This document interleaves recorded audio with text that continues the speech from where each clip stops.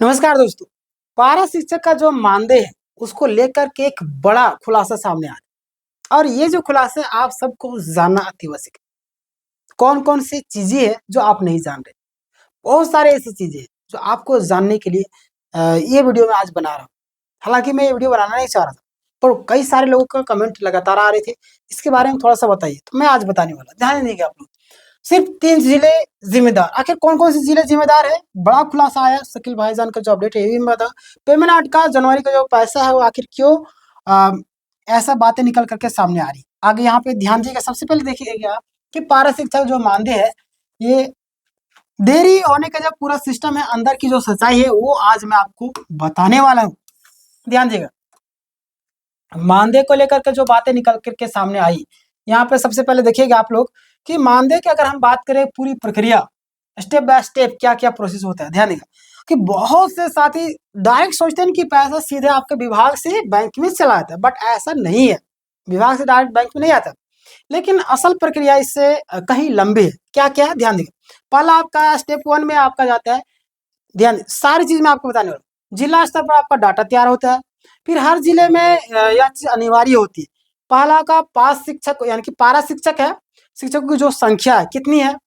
फिर आपका कितना मानदेय बनना है, कितना नहीं है, यानी कि निलंबन, अवकाश, मृत्यु, ट्रांसफर आदि का कई सारे चीजों का आपको देखा जाता है। समझ रहे? अगला आपके सामने है कि बैंक अकाउंट या आईएफएससी नंबर, फिर आपका कुल राशि कितना है, ग्रोस अमाउंट, ये सारी चीजें जो आपका सैलरी डाटा या बोल सकते हैं आप इसको, ये सारी चीजें जरूरी होती है ना। चलिए पेमेंट के लिए अगला स्टेप 2 में क्या होता है कि स्टेप 2 में कई सारी चीजें जो ये भी बहुत सारे लोग नहीं जानते होंगे।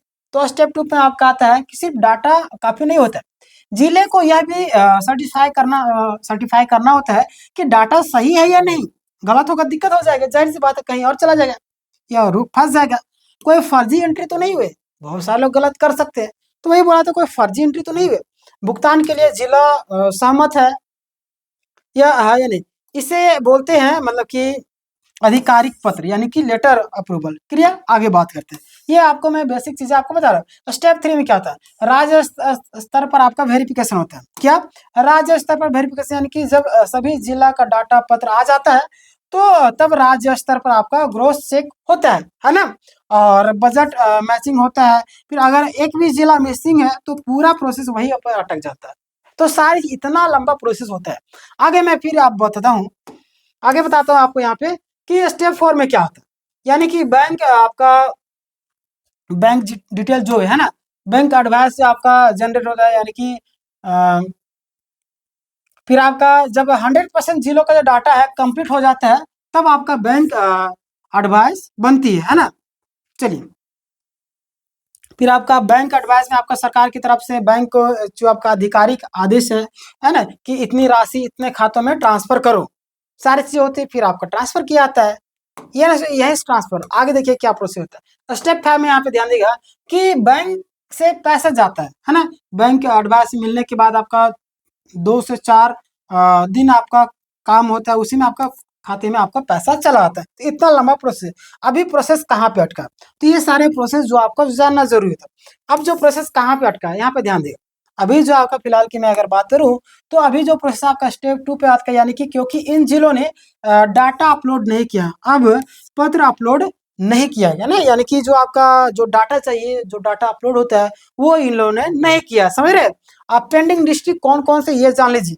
इन्हीं की वजह से आपका यहाँ पे सारा मामला अटका हुआ। पल आपका आपके क्या आ जाता है, ध्यान देगा आप लोग। पलामू हो गया, गुमला हो गया, गिरिडीह, ये तीनों जिले जहाँ पे डाटा अभी तक अपलोड नहीं हुआ। जब तक ये तीनों कंप्लीट नहीं होंगे बैंक एडवाइस नहीं भेजेगा। ठीक है, किसी भी जिले का पैसा नहीं जाएगा। आगे हम बात करते हैं, अगला आपके सामने आता है। देखिए मैं आपको सारी जानकारी दे रहा हूँ, इसलिए लाइक कीजिए। सबसे पहले सब्सक्राइब नहीं किए सब्सक्राइब कर लीजिए। क्या अलग अलग जिलों का अलग अलग भुगतान संभव है? देखिए तो हाँ, है ना। देखिए प्रैक्टिकल तो बहुत बड़ा झंझट होगी, लेकिन मैं अगर बोलूँ तो ऐसा नहीं होता है ना। 3 बार जो आपका अगर 3 जिले छोड़ दिया है तो उन जिलों के उसी माह में पैसा नहीं मिलेगा। अगर महीने एडजस्ट करना पड़ेगा, है ना। फिर दिक्कत हो जाएगी, अगले महीने फिर एडजस्ट करना पड़ेगा। तो सारी चीजें क्लियर होता है तो अच्छा भी होता है ना। आगे बात करते हैं। इससे नुकसान हो जाएगा काफ़ी ज़्यादा, समझ रहे। फिर आपका डबल अकाउंटिंग वगैरह, एडिट ऑब्जेक्शन वगैरह, बजट मिसमैचिंग, अगला महीना और लेट, इसीलिए सरकार सभी जिलों को एक साथ भुगतान करती है। तो इतना सारा चीजें सामने आते हैं, समझ रहे। इतनी इतनी दिक्कतों का सामना करना पड़ता है, तब आपका पैसा आपके खाते तक आता है, आपके हाथ में मिलते हैं, समझ रहे। चलिए आगे बात करते हैं। हर महीने यही समस्या क्यों होती है? अगली वजह, कुछ जिलों में स्टाफ की कमी होती है, आपको पता है, लापरवाही होती है, चल जाएगा वाला रवैया, क्या चलो ना चल जाएगा, चलेगा चलेगा बनने वाला सिस्टम वही खराब कर देता है। आगे हम बात करते हैं। आप लोग देखिएगा नतीजा क्या हुआ, एक दो जिले लेट, पूरा राज्य भुगतते हैं, है ना। एक दो जिला है वो लेट करता है तो पूरा है उसका करना, उसकी करनी हम भुगत रहे। तो वही हाल है कि भाई तू कर रहा है और भुगत सब कोई रहा है, तो बड़ा दिक्कत होता है ऐसे में, समझ रहे। आगे बात, शकील भाईजान की भूमिका क्यों अहम है, ये आपके लिए बहुत ज्यादा महत्वपूर्ण है। तो ध्यान देगा, शकील भाईजान ग्राउंड लेवल पर अपडेट देते हैं, जिले की जो स्थिति वो बताते हैं। 6 तारीख को ही उन्होंने आपको चेतावनी दी थी कि शाम तक डाटा अपलोड कराने को कहा गया है ना। क्लियर, चलिए आगे बात करते हैं। और इनका अपडेट मैं आपको देते रहता हूँ। फिर भी 3 जिले पीछे रह गए हैं, इसके पीछे भी वहाँ के जो लोग हैं काम करने वाले वो जिम्मेदार है ना, चलेगा बने वाला सिस्टम। विभाग को दोष क्यों नहीं दिया जा सकता है, इसके पीछे भी रीजन है, आप ध्यान देगा क्यों नहीं दिया जा सकता। हमेशा हम लोग विभाग को ही देते हैं, ध्यान देगा। विभाग बिना कंप्लीट डाटा के, है ना, बिना जो का ऑफिशियल लेटर है पैसा रिलीज नहीं कर सकता, है ना। कोई भी आपका जब हमारे पास डाटा ही नहीं रहेगा, हमारे पास ऑफिशियल लेटर ही नहीं रहेगा, कैसे हम कर देंगे, नहीं करेंगे, जाहिर सी बात है। आप भी उस जगह पर रहेगा, नहीं कीजिएगा, तो यह ऑडिट और फाइनेंशियल रूल का मामला आ जाता है, समझ रहे।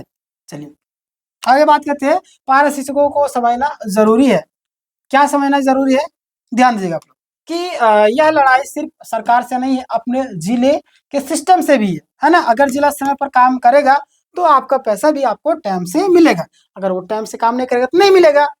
चलिए आगे बात करते हैं। अगुआ साथियों को सीधी अपील है, क्या ध्यान है, मान दे कोई भीख नहीं है, यह हमारा हक है, लेकिन हक तभी मिलेगा, कब मिलेगा, जब हम खुद समस्या मतलब कि समय पर सिस्टम पूरा करेंगे, है ना। जाहिर सी बात है, जो टाइम से जो चीजें कंप्लीट करना है वो कंप्लीट नहीं करेंगे तो दिक्कत होगी, हमें भी दिक्कत है। अब आगे क्या होगा ये जान लीजिएगा, आगे आप क्या हो सकता है, ध्यान दीजिएगा। जैसे 3 जिले के डाटा जो है पत्र अपलोड करेंगे, 24 से 48 घंटे के भीतर बैंक एडवाइस बन जाएगा, फिर आपका 2 से 4 दिन में पैसा आपके खाते तक पहुंचेगा, ठीक है। मतलब कि अगर आप आज अपलोड हुआ तो इसी सप्ताह आपका भुगतान संभव है, क्लियर। तो ये सारी चीजें हैं। अंतिम में निष्कर्ष आप सबके लिए ध्यान देगा कि